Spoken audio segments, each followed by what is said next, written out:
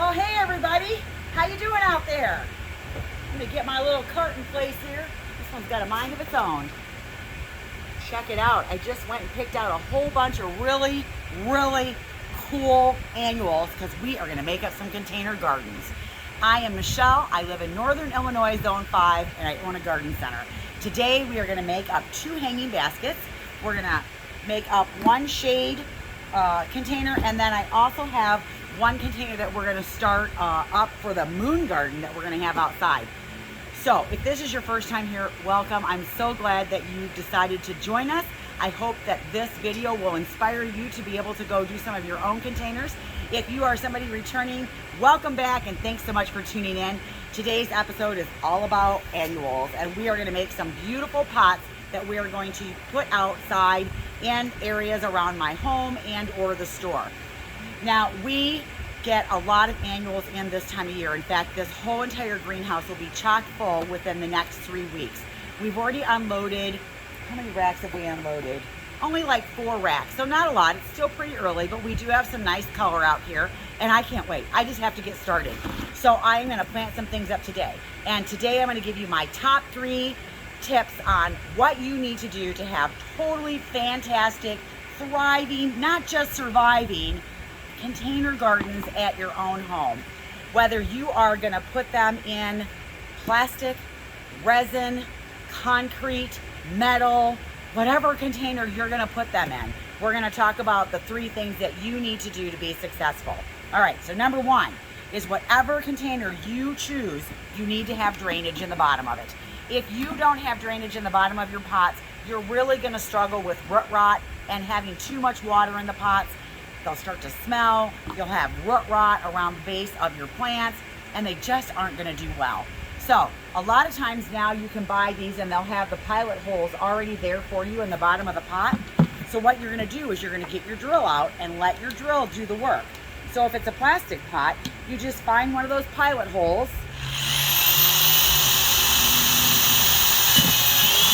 and just punch a hole right through it.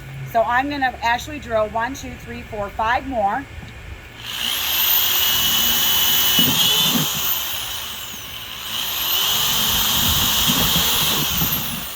Now, in a pinch, if you don't have a drill, one of the things that you could do is take your cutters like this, and you could take a hammer and beat it and poke a hole in here, but you're gonna have to tap, tap, tap, gently, or you could split the pot, and you don't wanna do that. So I like to use the drill. Let the drill do the work.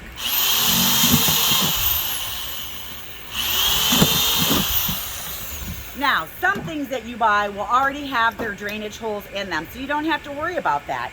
And sometimes you might find a really beautiful pot that you like that maybe it's metal, maybe it's ceramic. Then you're gonna need a diamond head drill bit to be able to drill the hole into the pot. There are tons of videos out there to show you how to do that. I'm pretty sure Laura at Garden Answer actually has a really good one on how to drill the holes in the ceramic pots. So you might want to check that out. So, as you can see here, I've got my holes in here, and I'm going to put this little insert that came with it in here. Now, some people like to fill up their pots with filler.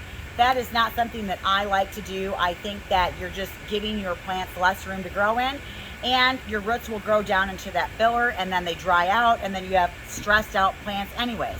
So I am of the school that you need to fill your pot up with potting soil. Now, I get a lot of questions every year about, can I use my potting soil over again? And you know, I don't know that there's anything wrong with that. Every couple of years, I will go through and refresh all of my pots with new potting soil. But what I have a tendency to do is I will get all of my pots and I will empty them out onto a tarp in my driveway, and then I'll pick out like all the roots and stuff that the squirrels buried in there, but I'll pick all of that out, and then I refresh it with some compost and some new potting soil, and then refill all my pots up that way. Because it can get really expensive to refill all your pots every year, especially if you have really big pots or you have a lot of pots. And I don't know, I'm not willing to give up any of my pots. In fact, I have to restrain myself every single year from putting more pots out because I think of this other really cool recipe that I want to do, or I find another place that I want to put a pot. So I have to restrain myself not to add more pots every year. So number 1 is drainage. Make sure that you have drainage in your pots. Number 2 is you do want to use good potting soil. Now, good potting soil doesn't mean that it's expensive potting soil. It just means you want to use good potting soil. You want to make sure that it's got the properties in there that's going to allow the water to drain out, the nutrients to percolate in there, and the roots to have air around them, but still be thick enough that it's going to anchor your plant so that the first windstorm we get, it doesn't blow them over. So I think good potting soil is essential. As everybody knows, I like the Fertilome products. And so this is my Fertilome Ultimate Potting Soil. This is the one that I like to use. There are lots of potting soils out on the market.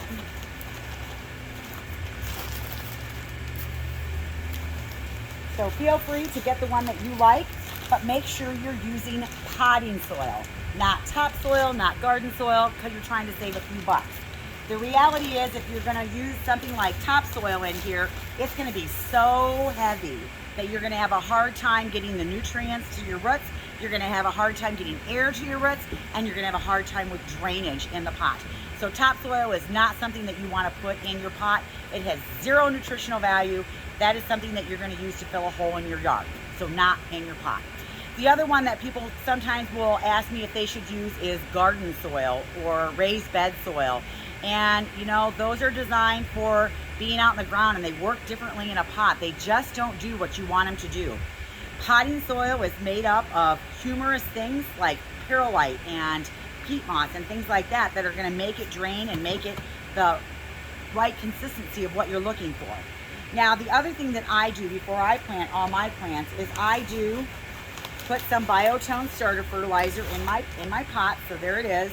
There's my fertilizer, and I'm just going to mix that right in. And so what I'm going to do is I only fill them up about that full because I'm going to have some soil in my plants. And then if I need to backfill any at the end, I can do a little backfilling. But there's soil in these pots as well. Okay, number 3, you have to feed your containers. If you don't feed your containers, they aren't going to do what you want them to do. They're going to thrive, maybe. Or not thrive, they're actually just going to survive, maybe. I said that backwards. And you want them to thrive and be big and beautiful. How many of you have made pots, put them outside, and by the end of July, and you got through the heat of July, and you're entering August, and they just look pooped out? Well, that's because you're not feeding them. So, let me grab one of my Miracle-Gros here. This is just what I happen to have here, but there's a lot of different ones out there. Fertilome makes one, Proven Winners makes one, Miracle-Gro makes one. This is a water-soluble food, and what you do is you mix it up in your watering can and you feed your plants with it. What it does is it gives it the nutrients that it needs to be able to continue to grow. Think about it. You're putting these plants in this pot, and this is only, I think this is a 12-inch pot. I don't know. I think this is a 12-inch pot. Or even if you have a bigger pot, the more your plants grow, the more you water, and the more it's going to use all the nutrients. And if it's raining a lot, it's going to wash some of the nutrients out through the bottom of your pot. So you have to recharge your pots all the time, because annuals are flower power, and they are going to produce and produce and produce and produce, but they're only going to do that for one season. So you need to make sure you're feeding them.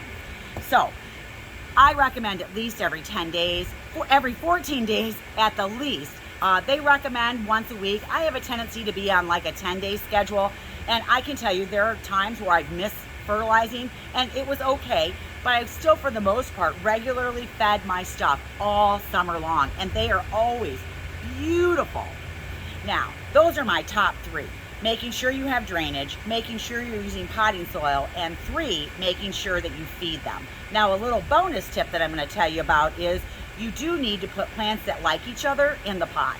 So you don't want to put a water-loving plant like a Leishmachia or a Creeping Jenny with like a sedum, because they're totally opposite, or a lavender. They're totally opposite. One wants to dry out in between waterings, and one wants to be consistently moist all the time. Oh, I'm sorry. A bug just went down my throat. Yum, that was so yummy. Okay, where was I? I was talking about plants liking each other. The other thing is, if it's a plant that's supposed to go in the shade, plant it with other things that go in the shade. I know we want to make things that grow in the sun grow in the shade, but they really don't perform as well as they should, and sometimes they won't perform at all because they need sun. So if you need to make a shade container, use shade plants.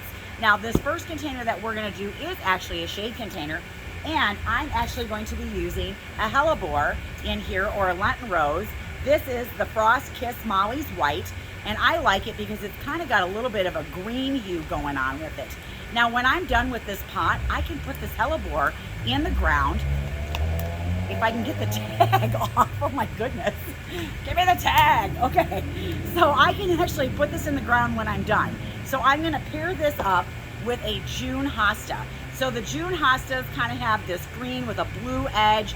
They're not very big, even in the ground. They might get, you know, this big around, and their flowers don't come up very high over the top of the Hosta.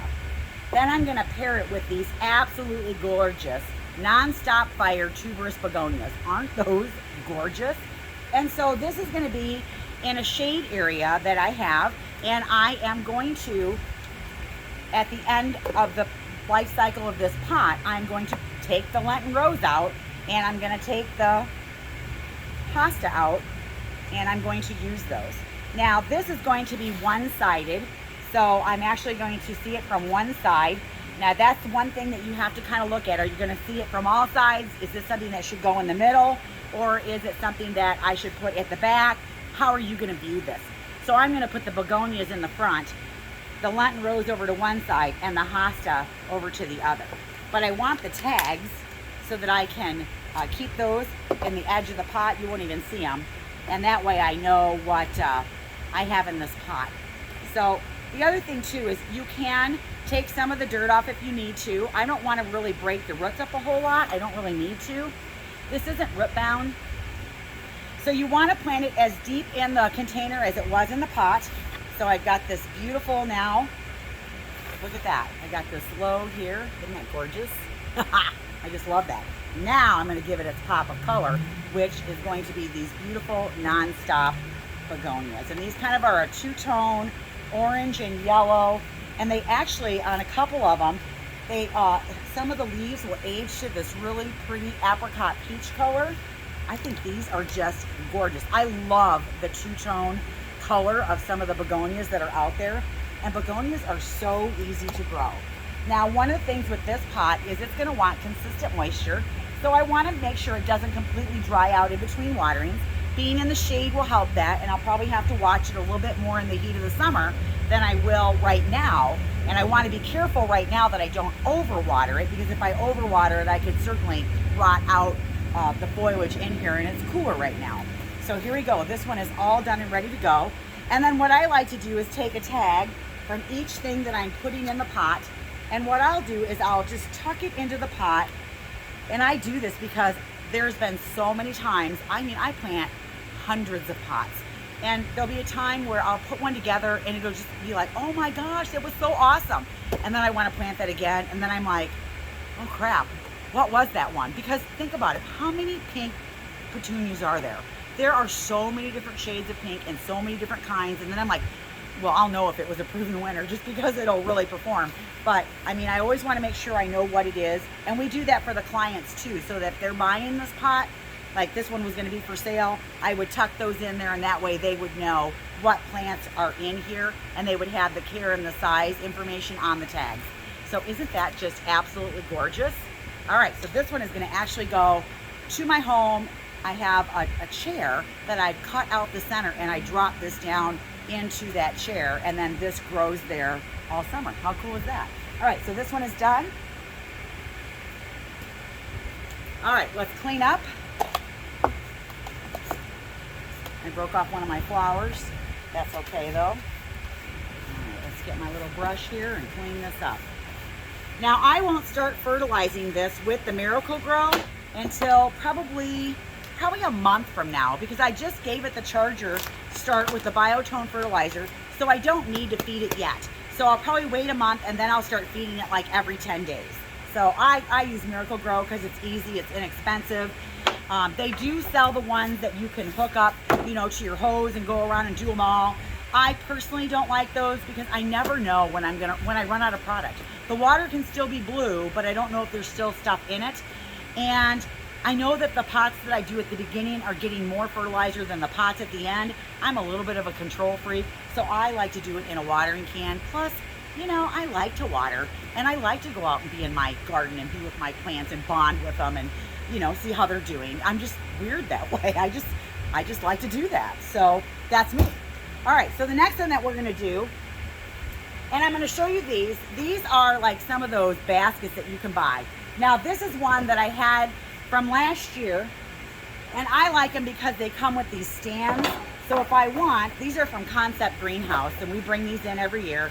And so what I like about them is that they come with the stand, or if I don't want to use the stand, I can put the hook on it and it can become a hanging basket.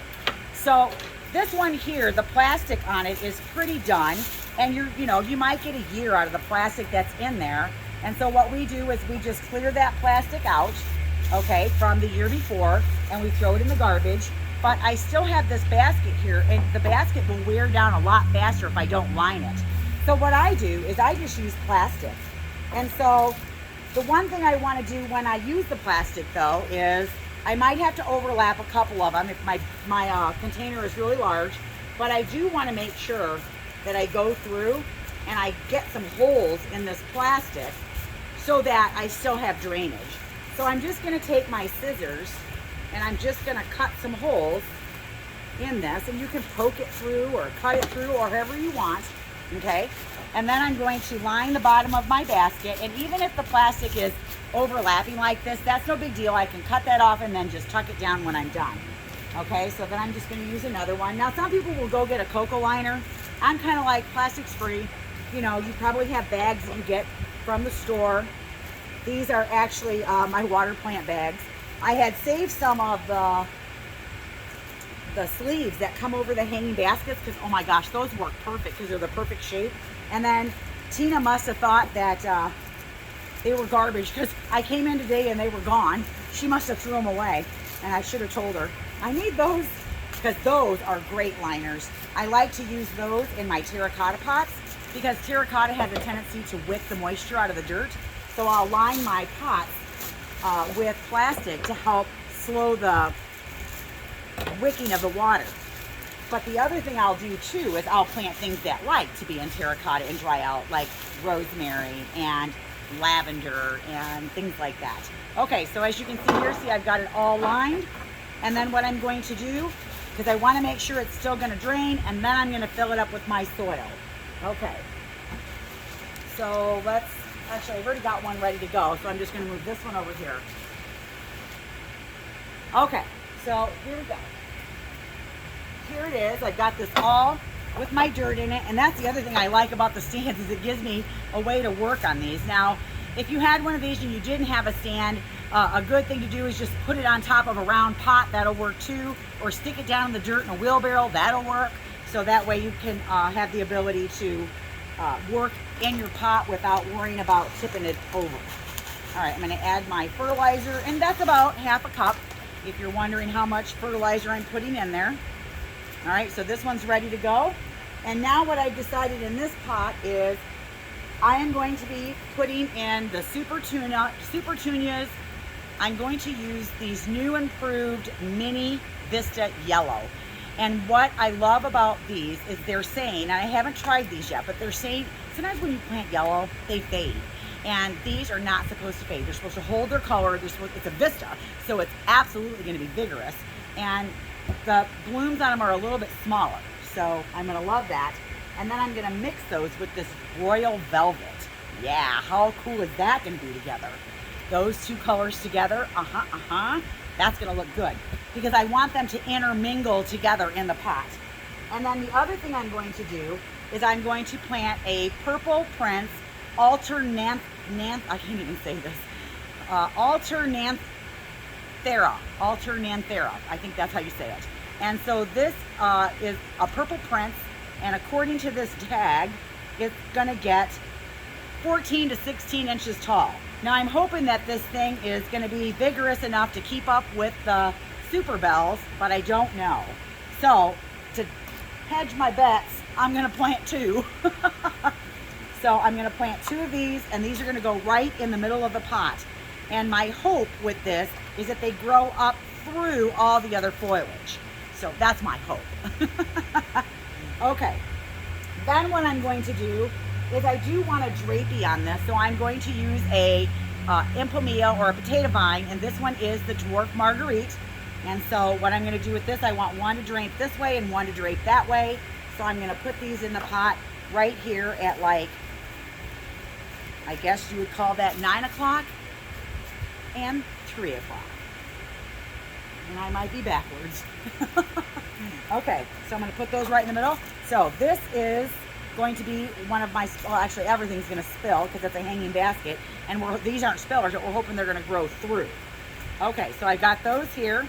See, and I want those to grow out this way and bush out. And then I'm going to plant these every other one. I'm going to put 2 in the front and 2 in the back, but I'm going to opposite corners. So what I'm going to do is I'm going to put a yellow one here, just like that. Plant it as deep as it is in the pot. And I know people are like, aren't you supposed to break up those roots? You don't need to do that. They're totally fine. Unless it's like crazy root bound, which these are not. Okay? So then I'm going to pop this one out, and I'm going to put this one over here on this side. And then on the opposite corners, I'm going to put the Royal Velvet. These are going to be absolutely gorgeous when they grow up. Now, I am not keeping these on the stand. I'm going to sell these as hanging baskets. Okay? But I will be making 2 more of these because I have 2 baskets just like this at my house. And this is the recipe that I want to use for my hanging baskets at home. So you'll be able to see how this progresses and grows through the season. So, totally cool. Here we go. And here it goes. And again, I already gave it its starter fertilizer, and I will water these in so I don't have to worry about feeding them right away. Okay, I'll probably feed these a little sooner because these are super tunias. They're going to want more food, so I'll probably start feeding these in a couple weeks. So I'll let them get going with that charge that I gave them to start with. And again, I just grabbed, whoop, where it went. I just grabbed 1 of each tag. So there's 4 tags. And then I'm just going to put those right in here in the corner so that we know what's in there. And then I'm going to grab my hanger, and these just hook right on the 4 corners. Come here. Just hook those right in there. Okay, come back here. All right. See, and then I can lift it out. It's pretty heavy. It's a big basket. And I'm just going to give it a little shake. Kind of settle everything in there. So this one is now ready to go. Look at that. That is gorgeous. Okay, I'm going to put this one down. And I will be making another one of those. Okay, take these. I'm just going to throw those away. My garbage can's right over there. Kind of clean up as I go here. I'll have to clean the floor when I'm done. Okay, there we go. Okay, let's throw these away too. I don't need those. Okay, the last one that we're going to do. Where did you go, container? Did you see that I just spun in a big circle? Okay, it's this one here. Now, I love this. It's this nice thick-walled plastic. This is one of those nice plastic ones. You'll pay a little bit more for it. It's a pretty thick-walled plastic. I like the design on the outside. From a distance, it doesn't look like plastic. It looks like this nice, expensive pot. You'll pay a little bit more for these, but they're going to last a crazy long time. Now, this is going to go in our moon garden, and so I've chosen a darker colored pot because I don't want the pot to be the star. I kind of want the pot to fade away in the background at night, and then you can see the pot during the day. And so what I've chosen to use in here is I am going to use a Dracaena spike because I do want that to be my height in the middle. So I'm going to, oh, I forgot my fertilizer. Got to do that first. Let's put some of that in there. And you know, I don't think I have quite enough dirt in here. So I am going to add a little bit more dirt. And I am going to water all of these pots in when I'm done. There we go. That's better. Okay. Also, don't fill your pot so full that when you go to water it, the dirt and everything is spilling over the edge. All right, so this one's done here. Now what I'm going to do is I'm going to take my Dracaena spike. It's going to go right in the middle here, okay? Because this is a pot that I want to be able to see from all sides. All right. Then what I decided to use is one of my fillers. Some people don't know what to do with the color salmon, and I think salmon pairs beautifully with white. And because they do have a little bit of a white edge on the tip. Now this is called Pinto salmon, and this is a seed geranium, not a zonal geranium, so it's not going to get very big. And so I'm going to put 3 of these in here, kind of in 3 quadrants. And I'm just kind of going around the outside edge of the Dracaena spike. Okay, and I'm going to put like 1, 2, 3. So they're still kind of in the middle of the pot. They're not on the edge.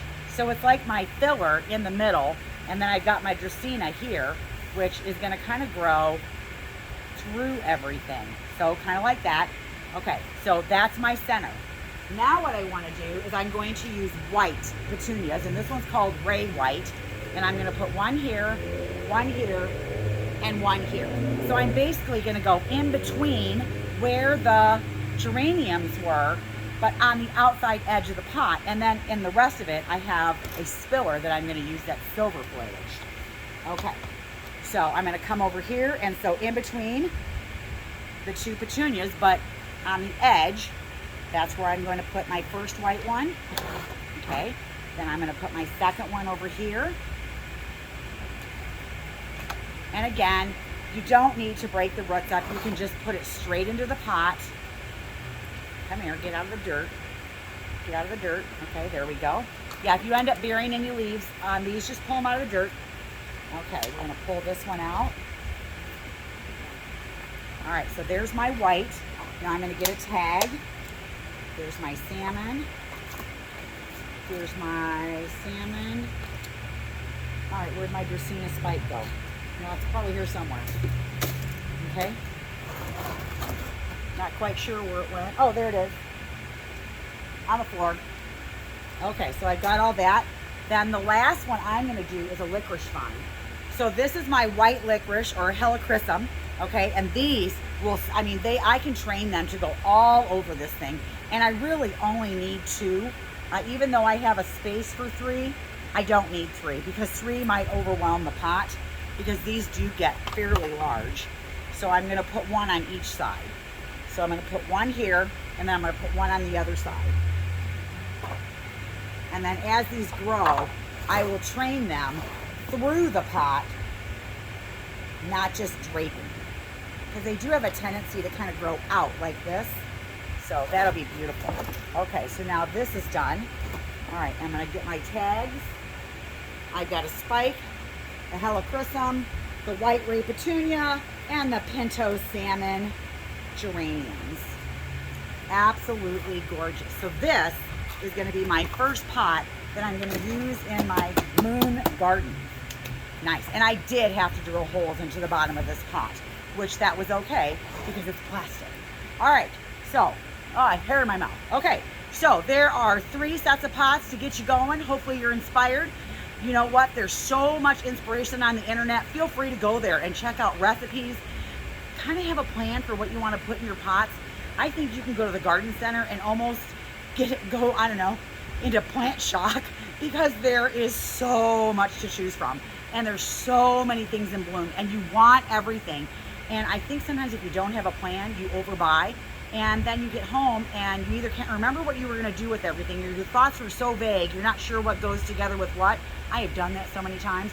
And then I'm running out buying more pots because I bought more than I needed, or I didn't plan it well enough, and then I'm running back to get more to put in the pot because I just didn't get the right amount of product to go into my pots. So it's a good idea to get your pots out, take a look at them. Now is a good time to do that. Make sure that you're following the 3 rules. Make sure your pots have drainage. Make sure you're using good potting soil, and make sure you feed your containers. All right, I'm Michelle with The Landscape Connection. Thanks so much for watching. I hope this was inspiring and that you want to go out and plant some pots. All right, keep on gardening out there. We'll see you later. Bye now. Let's see if I can trip over this basket. I almost did.